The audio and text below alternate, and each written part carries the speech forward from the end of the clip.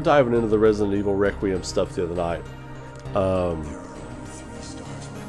I was going back and forth on what this means for the grand scheme of things. When you think of Requiem, it's kind of like a remembrance, like a sending off, that kind of thing. I think it's kind of poetic that they are setting this in Raccoon City. They're going back to Raccoon City. It's kind of like a mausoleum at this point. It's kind of like they're visiting the grave of someone who's passed away and giving respects. And I think there is a very like on the nose reason for this from Capcom. I think Capcom wants to break away. I think Capcom wants to break Resident Evil away from the PS1 era. And I say the PS1 era, the classic Resident Evil era, because it's like still the classic Resident Evil characters that people hearken to from that era, like the Spencer Mansion, Raccoon City, Rockford Island, the Las Plagas village, like all these great locations.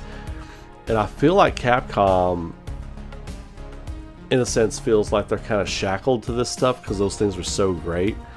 And the things they've kind of gotten away from and tried to do in recent years haven't been as great. You know, the Baker family, people love Resident Evil 7. I'm on record as saying I don't like Resident Evil 7 because it doesn't feel like it's not a Resident Evil. It's a horror game. It's a first-person horror game, but it's not Resident Evil. I stand by that. But that's not what this little talk is about. Resident Evil 9 Requiem seems like they're setting the series up to bury what has come before. And if this is indeed Spencer as the villain that we've seen in the shots, I think what they're doing is twofold. I think they're taking it back to that they have found a way to write in the original antagonist for Resident Evil. The guy who one of the guys who kind of started it all, you know, predating Wesker and all that kind of stuff, and tying it up into a nice, neat little bow. And I think bringing it back to Raccoon City kind of almost feels poetic in a way, because I think this is going to be Capcom like burying that era of Resident Evil, not just with the themes and what they've done in the past with locations and characters and stuff like that, but also thematically. I think what their plan is to say, okay, hey, this is it. You know, we're bringing back, you know, the Spencer Mansion started it all. Oswald Spencer. If he's the villain, it's almost like taking us back to Resident Evil 1. The very beginning. And then having it set in Raccoon City. And then like someone earlier in the comments here in the chat said something to the degree of, you know, it's almost like this villain, whoever it winds up being, is a collector of classic Resident Evil stuff, like from those old games. That's why I feel like this is a sending off. Like everything in that space with the villain, who I think is Spencer, could be someone else. But you know, you've got hints and nods at past Resident Evil games, almost like they want you to put this puzzle together. They want you to spend time in here. Like that shot, I said when I made that reaction to that video that Capcom put out the other day, that was the most important shot for Requiem they have released yet. Period. Nothing else comes close to that shot. Before we get into the actual story ramifications of what's going on in the story, it is paramount to say they are hearkening, they are eliciting memories from all the different games, from all of them. That was the point of that shot. And calling this game Requiem, whatever is going on in the story to make it feel like a Requiem, it is Capcom saying this is their saying goodbye to the classic Resident Evil. Like they've been going through the remakes, they've been getting that stuff. The quote came out, they were like, well, the superior version of the classic games is these remakes, which I disagree with. and many of you do too. But that was a quote from one person at Capcom. That does not encompass everyone at Capcom's mindset. It was an offhanded quote from one person at Capcom. I know for a fact that they don't all feel that way. Like, for a fact. Like, I have had the pleasure of speaking with people that work at Capcom, and those original 3 Resident Evil games are still near and dear to a lot of the big players at Capcom. Like that, the first DMC and even classic Mega Man games are near and dear to a lot of the people that are running the show and calling the shots at Capcom. So that's not a quote that reflects the company. That was just an offhanded quote from someone that works there. Anyway, now let's get into the story implications. So the serpent stuff is so important. Like Spencer, we'll call him Spencer. If it winds up being Spencer or not, you know who I'm talking about. We'll call him that. He looks serpentine. His smile, his grin, is snake or crocodile like. It has that cold, like predator stalking its prey kind of look to it. And he's wearing the snake skin or the gator skin jacket, whatever you want to call it. It looks like snake skin jacket to me. He's rocking this huge snake skin jacket. He's pale. His skin is like almost olive. You know, he's nasty looking. He's been worked on. He's almost Frankenstein like. And he's got a sewed up hole in his chest where you could make the claim that that's where Wesker punched him. They wouldn't put that shot in there if they didn't creatively want you to put together clues in your head. They put that in there for you to think that it was him and to think that that's where, you know, Wesker punched him to the chest. So there's that. You know, it could be, I mean, a Las Plagas survivor. Las Plagas came out of somebody's chest or whatever. I mean, there are a lot of different ways you can go about that, but I don't think that's what they're doing. This is, if you think about classic, like I'll go back to classic Disney characters that were snakes or alligators or anything like that. When every time they've said that line, you know, something about destiny, and he has that weird off tone about what he's saying, and it's almost like he has this real, almost spider-like or snake-like delivery to the line. If the lines are coming from this guy that we're hearing, it's like, you know, Miss Ashford, you know, and he's saying these lines in a certain way. If it's him, it has a... Zach, thank you. I was just getting ready to make this point. His voice is serpent-like. There is a lot to this character that is serpent-like. What do snakes do? They shed their skin.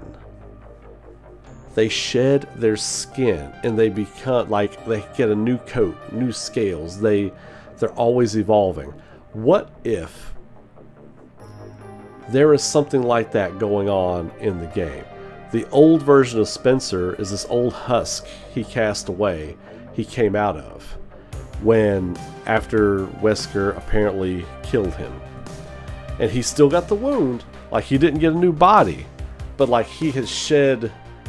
They could explain it in some sci-fi, horror, Resident Evil-y way, but he sheds his skin. He sheds his body. And somehow he maintains wounds, but he in essence sheds his skin, quote unquote, and comes into a new body. I think that's totally on the table with this character.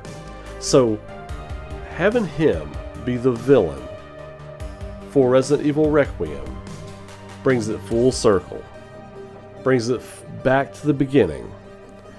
And it's interesting because we still have remakes coming. We've got Zero, Code Veronica, and Resident Evil 1 remake that are still going to come down the pipe. These are still going to happen. So even though they're wanting to move on, and this is a Requiem for that classic, you're still going to get, for the next 5 to 6 years, you're still going to get remakes of the classic games. So I don't know. I have heard, and the people I've talked to have said that Capcom really wants to move quote unquote forward with Resident Evil. Forward, I don't know what that means. They want to do new stories and bring in new characters, sure. But as far as gameplay and stuff goes, how progressive do they want to get with the Resident Evil gameplay? Does Requiem symbolize more than just a new story, a new direction? Or do they want to drastically change the gameplay again? Do they want to do something different? Like, I'm not hesitant on new characters, a new direction, new story, new things like that. I am hesitant on changing the formula of what works with Resident Evil too much. So that's what I would say about all that. Now, Requiem looks amazing. I think Grace will be a great character, but they have to really stick the landing, because if Grace winds up not being a really good character, then what it's going to do, it's going to make people really worry about if Capcom can continue Resident Evil without the OG classic characters. And I hope they can. I want to see new Resident Evil characters. They had Piers. Resident Evil 6, Piers was one of the highlights. Jake sucked. I didn't like Jake at all. He was an action game, prototypical action game kind of stand-in, you know, for lack of a better term, creator wrestler. You know, he looked like one of those blank skin creator wrestlers you bring in. There was no depth, there was no character, there was no charisma, no nothing. I didn't care. I cared Sherry Birkin was running around with him, but I didn't care about that character. Even that he was offhand Wesker's son, I didn't give a shit. So it was a really odd thing for me. So Piers was great. You off him.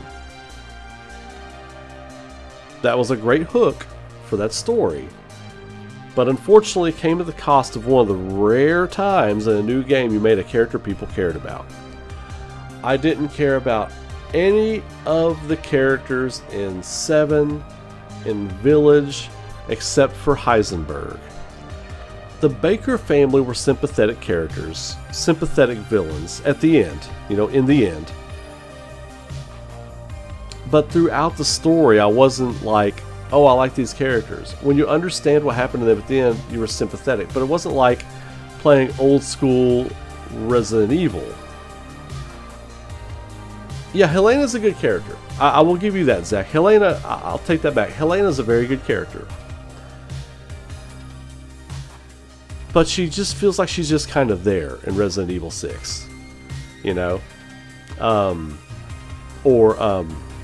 Was it 6 that she was in? I know she was in... Was she in the movie? One of the movies? Damnation, I think. The CG movie. Anyway, good character. And I enjoyed Sherry in 6, but there was so little to enjoy in Resident Evil 6 because it just didn't feel, again, it just didn't feel like Resident Evil. It felt like some hyped up ADHD Capcom PS3 era fever dream. Just action, boom, boom, boom, action, boom, boom, boom. Except for the opening 2 hours of that game were good. But that was it. That was it. So I hope they stick the landing with this new character because they need a new character win. They really do. As much as I love Resident Evil, it's in my top 3 franchises of all time. Resident Evil needs to be good. I guess I'll end my Resident Evil comments on this. Requiem needs to be great. Requiem needs to be amazing. It needs to be a GOTY contender for 2026, and I think it will be. But here's why. Video games, the gaming industry needs Resident Evil to be great. It needs Resident Evil to be great. Because it's one of the few non-Fortnite-y type games that are a talking point in the industry. Like when the game comes out, it needs to be a big deal. Like, you know, Grand Theft Auto, when a new Grand Theft Auto comes out, it's a big deal. Metal Gear, big deal. Persona's getting to be that way. Final Fantasy and Kingdom Hearts to a degree, but those are still very niche. You know, we in the community look at those games like, oh, that's a huge deal when that comes out. to us in our community it is. But Resident Evil and games like that go cross-genre. Everybody from every genre loves a good scare, loves a good horror, and they love Resident Evil when it's good. It needs to be good. It needs to be great. And if it's not, Capcom's got a real problem on their hands. Because they're riding high with Monster Hunter stuff right now. Street Fighter's doing good again finally. People are loving Street Fighter again. And they've got other hits that they can get to. Devil May Cry, whenever a new Devil May Cry comes out, it'll be a hit. It'll sell a lot. And again, that's one of those games that crosses genres.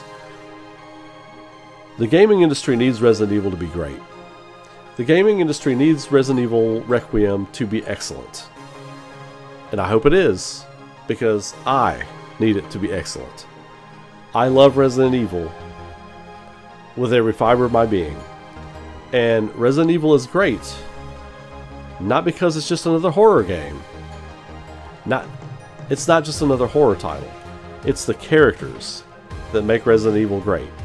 It is the characters, it is the atmosphere, it is the attention to the horror and how it makes you feel, how you feel like it's you in that moment, like you are with that character in that moment, and then you both need to get out.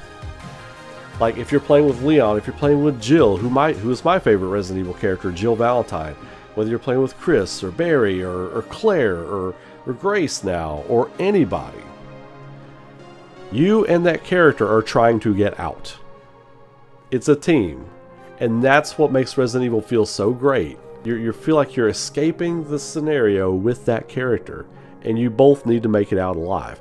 And that happens because the characters are written with such charisma, such feeling, such heart, such compassion. It is not just another horror character.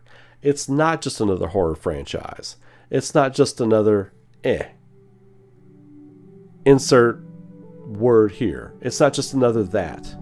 It's Resident Evil. And it needs to be fucking great. Period. So, that's all I got to say on Requiem right now.